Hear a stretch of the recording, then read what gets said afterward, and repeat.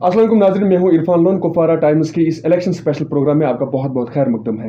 अब चूंकि election second phase के लिए भी पोलिंग हो रही है, फर्स्ट फेज़ ख़त्म हुआ है, थर्ड फोर्थ फिफ्थ फेज़ के लिए जो तैयारियां हैं वो बहुत ज़्यादा ज़ोरों पे हैं। आज हमारी इस प्रोग्राम में बहुत खास मेहमान है, वो इसलिए क्योंकि हालांकि कुपवाड़ा डिस्ट्रिक्ट में इनको कोई भी सीट तो नहीं मिली, लेकिन ये गुपकार अलायंस के पार्टनर है और हमारे साथ आज मौजूद है जम्मू कश्मीर पीपल्स मूवमेंट के spokesperson advocate Mir Azad. Azad साहब, आपका खैर मकदम और शुक्रिया। Thank you so much. Azad साहब, पहले मैं आपसे ये जानना चाहूंगा कि जेकेपीएम तो इनका पार्ट बना, लेकिन जिस तरह से जेकेपीएम की पोजीशन है इस वक्त, आपको लग रहा है कि वो बहुत ज्यादा इम्बैलेंस है, कि आप कहीं फिट नहीं बैठ रहे हैं? नहीं, देखिए, अब ऐसा हुआ कि कुछ चीज़ें रिसेंटली, जैसे हमने पार्टी लॉन्च की थी लास्ट ईयर 17 मार्च 2019 को, उसके बाद ऑल ऑफ अ सडन कुछ ऐसी चीज़ें हो गई, नो डाउट अनडाउटली कुछ जो है ना इम्बैलेंस एक जो है ना हो गया था विद इन द पार्टी, और हमारे अंदर हो गया था एक इम्बैलेंस सा क्रिएट। बट इंशाल्लाह रहमान अभी मैं कहूँगा वी आर मतलब बहुत ही एक अच्छी पोजीशन में एज ऑफ नाउ। हम इस वक्त जो है कुछ उथल पुथल हो गई थी, कुछ मिसअंडरस्टैंडिंग एंड ऑल दिस हो गया था, लेकिन एज ऑफ नाउ हम बहुत ही बहुत ही स्ट्रॉन्ग पोजीशन में। अगर तो पीएचडी नहीं होता जी, ये बहुत मुश्किल कहना था कि जेकेपीएम कहीं से 100 वोट्स भी लेते। उसका रीजन ये नहीं आपको लग रहा है कि जो इसमें फेरोज पीरज़ादा थे, एक दिन उन्हें प्रेसिडेंट बनाया गया, फिर हटाया गया, जाहिद मुस्तफ़ा मीर को प्रेसिडेंट बनाया गया, हटाया गया, फिर वापस लाया गया। जी, वो तो पार्टी का जो निचला वाला कैडर था, जो आपके साथ जुड़े हुए थे कि एक डिफरेंट पॉलिटिक्स होगी, जो ऑल्टरनेट में आएगा एक पॉलिटिक्स जो मेन स्ट्रीम पॉलिटिक्स थी, उसका आप लोगों ने इस तरह से बिगाड़ा डॉक्टर शाह फैसल के बाद। आपको नहीं लग रहा कि वो बहुत ज़्यादा गलत मैसेज कर गया? नहीं, देखिए, ऐसा होता है कि जब भी जो है ना मतलब एक जो फैसल साहब का जो निकलना था अनडाउटली बहुत ही जो है ना नुकसानदेह हुआ हमारे लिए, हमारी पार्टी के लिए, और तो मैं तो पूरी जम्मू एंड कश्मीर की बात करूंगा।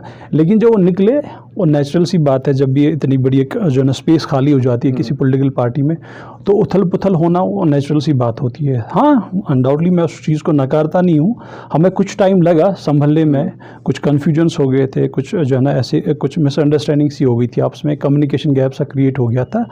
But with the passage of time हमने इंशाल्लाह रहमान जो है ना उन सब डाउट्स को क्लियर किया, उस मिसअंडरस्टैंडिंग को क्लियर किया, और अभी जो है ना जेकेपीएम एक बहुत ही अच्छी पोजीशन में, स्ट्रॉन्ग पोजीशन में, एक अच्छे प्लेटफॉर्म पे जो है ना लोगों के सामने अपने आप को प्रेजेंट कर रही है। ठीक है, जेकेपीएम पे आखिरी सवाल, फिर हम सीधे इस इलेक्शंस पे आते हैं। वो ये कि फेरोज पीरज़ादा थे, जो आपके मीडिया इंचार्ज थे, वो पीर और इनके साथ में थे। वो बहुत ज़्यादा ऐसा नहीं रूमर फैल गया कि जो पर्टिकुलर कम्युनिटी के कास्ट के डोमिनेट कर रहे थे, उनको साइडलाइन करने के लिए निचली सतह के जो सेकंड रैंक लीडर्स थे, उन्होंने कुछ किया कि वो फर्स्ट रैंक लीडर्स जो एक पर्टिकुलर कम्युनिटी के थे उनको बाहर करना था? नहीं, देखिए सर, ऐसा होता है, ये इसको आप एक कोइंसिडेंस भी कह सकते हैं। लाइक जैसे पहले आपने कहा कि एक पर्टिकुलर कम्युनिटी के लोग जो है ना उस अच्छी पोजीशंस पे थे, तो एक रॉन्ग मैसेज यहाँ पे कुछ र्यूमर्स भी होते हैं और चला भी जाता है कि भाई पर्टिकुलर कम्युनिटी के जो है ना, जैसे पीडीपी के बारे में पहले ये बात होती है, ये मतलब पीर की पार्टी है, तो हो सकता है, लेकिन इसको हम कोइंसिडेंस भी कह सकते हैं। लाइक अभी हम देख लीजिए, अभी ऐसा कुछ भी नहीं है। हमारी जो है ना हर जाहिद मुस्तफ़ा मीर साहब जो है ना उसको लीड कर रहे हैं, हमारी जो इस जेकेपीएम को।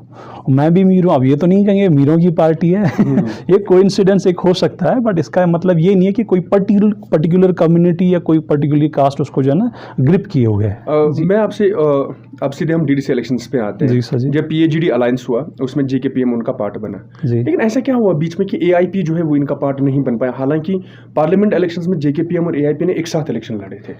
देखिए, जो एआईपी का जहाँ तक ताल्लुक़ है, चूँकि हम सबको पता है कि जो इसके प्रेसिडेंट साहब हैं इंजीनियर रशीद साहब, वो अभी भी जो है ना he still behind the bars. तो उनकी स्ट्रेटजी क्या रहती, वो हमारे साथ जुड़ना चाहते, नहीं जुड़ना चाहते, वो चीज़ें तभी मुमकिन थी अगर वो हमारे साथ ऑन ग्राउंड होते। क्योंकि अभी हम सबको पता है कि वो जो है ना, अब मैं उसको उस चीज़ में नहीं जाना चाहता हूँ, वो चीज़ क्या है, क्यों वो बंद है, वो एक अलग मामला है, कोई अलग डिबेट है, लेकिन है कि he is not on the ground.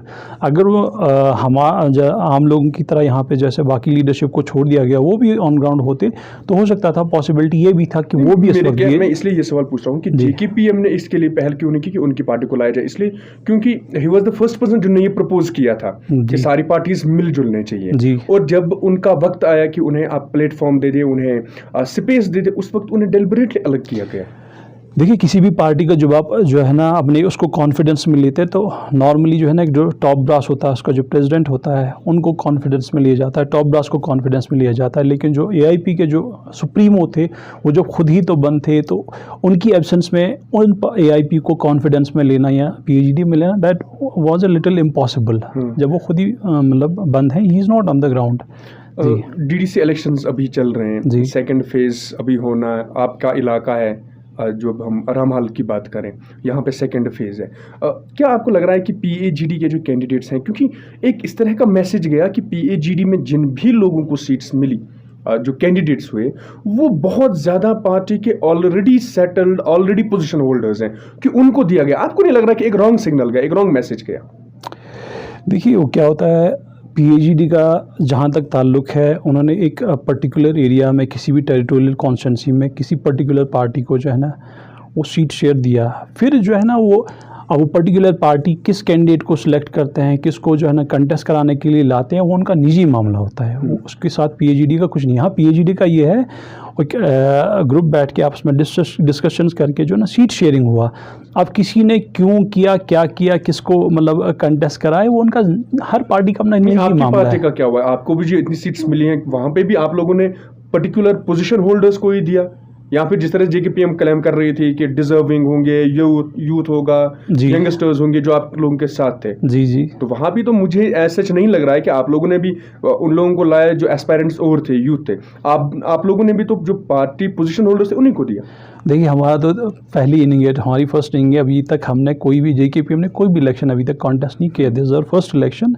तो हमारे लिए ये कहना थोड़ा सा मुश्किल होगा कि हमने जो ना किसी पोजीशन होल्डर को, हमने उन्हीं जो कैंडिडेट्स को फील्ड किया हुआ है, जहाँ जहाँ पे भी हमको शेयर मिला है, जहाँ पे हमने उनकी पोजीशन को मद्देनज़र रखते हुए कौन किस जगह किस हमारे कैंडिडेट की पोजीशन अच्छी है, उन्हीं को जो है ना हमने वहाँ पे मैंडेट दिया है। ओके, आज़ाद साहब, जब हम डीडीसी इलेक्शंस की बात कर रहे हैं, जो पीएजीडी है वो कह रहे हैं कि ये कश्मीर की इज्जत की बात है। जैसे हम स्टेटहुड की बात करें, 370 35 है, लेकिन बीजेपी कह रहे हैं कि वो जानबूझ के एक साथ आ गए, क्योंकि उन्हें मालूम था कि जैसे जो यहाँ पे पंचायती इलेक्शंस हुए उनमें पार्टिसिपेट नहीं किया।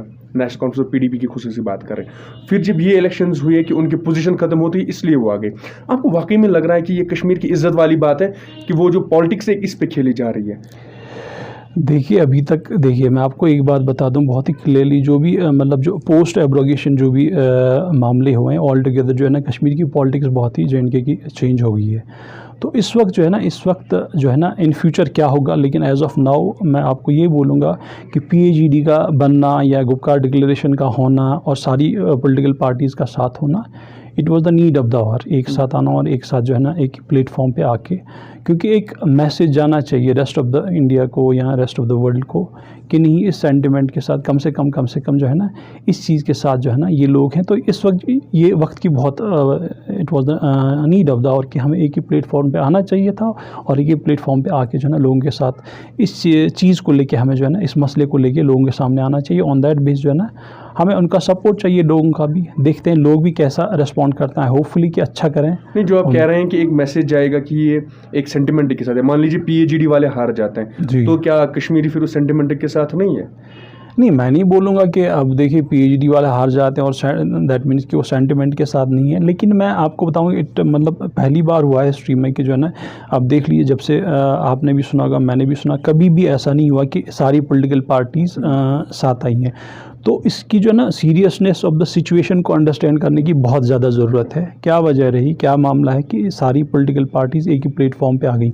मैं नहीं बोलता हूँ कि जो पीएचडी वोट नहीं करेगा वो इस सेंटिमेंट के खिलाफ है, I am not saying that. लेकिन चूँकि पीएचडी जो है ना मिल के एक चीज़ को रिप्रेजेंट कर रही है इस वक्त कि we are here for the restoration of the article 370 और 35A।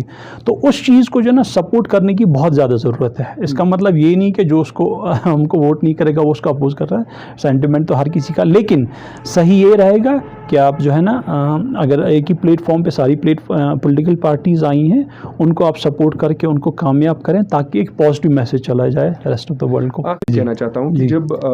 जब डॉक्टर शाह फैसल ये पार्टी बनाए, जी। वो आ गए और उस वक्त नौजवानों को लगा, चूंकि यूथ जो है बहुत कम इलेक्शन पॉलिटिक्स में वो पार्टिसिपेट कर रहे थे या वोट कर रहे थे, लेकिन फिर लगा कि एक ऑल्टरनेट पॉलिटिक्स यहाँ पे चल रही है जहाँ पे हम लोगों को मेनस्ट्रीम पॉलिटिक्स में आना चाहिए, वोट करना चाहिए। उसका रिजल्ट हमने देखा जब डॉक्टर शाह फैसल और अवामी इत्तेहाद पार्टी के जो सुप्रीमो है वो साथ में मिल गए पार्लियामेंट में, उसका रिजल्ट आ गया। आपको नहीं लग रहा है कि पोस्ट एब्रोगेशन आर्टिकल 370 और लीडरशिप के चेंज होने के बाद वो जो आइडियोलॉजी थी JKPM की, वो थोड़ी बहुत चेंज हो गई है? देखिए, मुझे सच तो नहीं लगता कि उस आइडियोलॉजी में कोई फ़र्क आया है, क्योंकि हम एक चीज़ लेके चले थे और जो हम एक डेमोक्रेटिक वे से जो है ना कुछ चीज़ें हम लेके चले थे, जिसमें ना AIP का हमने सपोर्ट किया था, उन्होंने हमने और एक ही प्लेटफॉर्म पे आए थे जिसको हमने PUF का नाम दिया था, पीपल्स यूनाइटेड फ्रंट जो है ना। तो हमारी कोशिश यही थी कि हम जो है ना डेमोक्रेटिक तरीके से जो है ना इस मसले कश्मीर का सॉल्यूशन हम सीख कर रहे थे।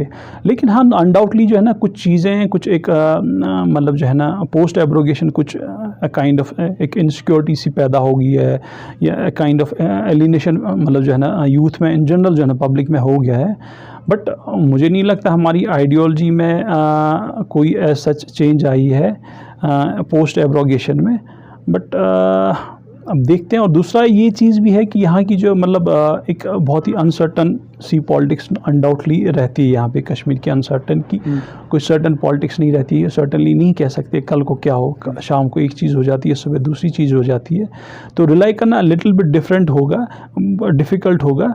बट हमारी कोशिश यही रहेगी इंशाल्लाह, हम उसी आइडियोलॉजी पे बेस्ड हैं और हमारी कोशिश यही रहेगी कि हम जो है ना उसी आइडियोलॉजी पे कायम और दायम रहें, और अभी हैं भी और आगे भी इंशाल्लाह हम रहेंगे।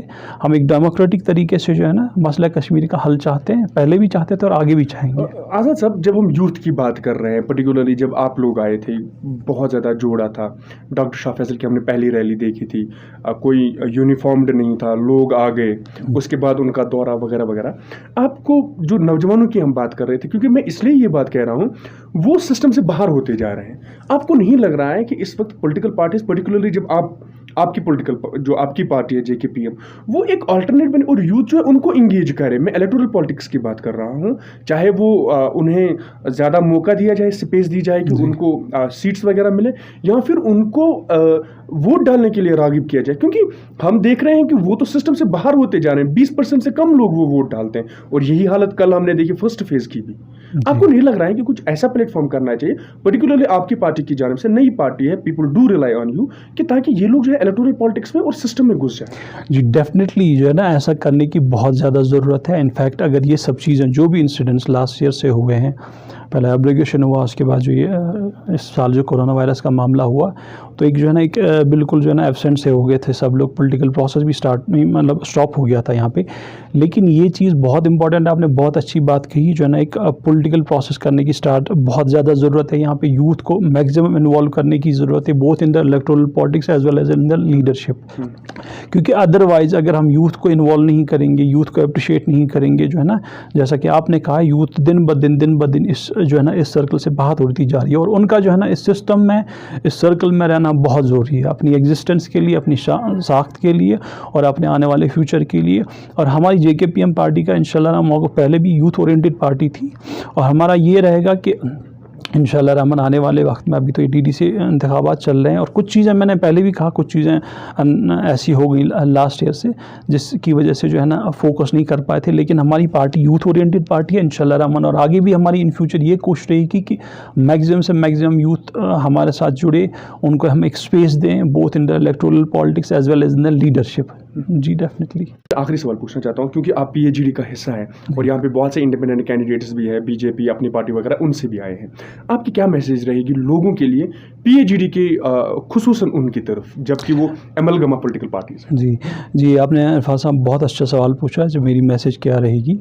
तो मैं जो है ना through the medium of your news channel लोगों को जो है ना पूरे जम्मू एंड कश्मीर के लोगों को एक मैसेज देना चाहता हूँ, वो ये कि जो है ना आप PhD के जो भी रिकमेंडेड कैंडिडेट्स हों, जिस कॉन्स्टिट्यूंसी में भी जहाँ पे भी हों, उनको कामयाब करने की पूरी कोशिश करें। क्योंकि देखिए, मैं नहीं कहूँगा कि जो PhD को वोट नहीं करेगा वो इस सेंटिमेंट, में पहले भी कहा, सेंटिमेंट के ख़िलाफ़ है, लेकिन PhD जो है ना सारी 6 पॉलिटिकल पार्टीज़ एक ही प्लेटफॉर्म पे आई हैं एक मकसद को लेके, वो जो है ना रेस्टोरेशन ऑफ स्पेशल स्टेटस या आर्टिकल 370 35 एक ही बात कर रही हैं।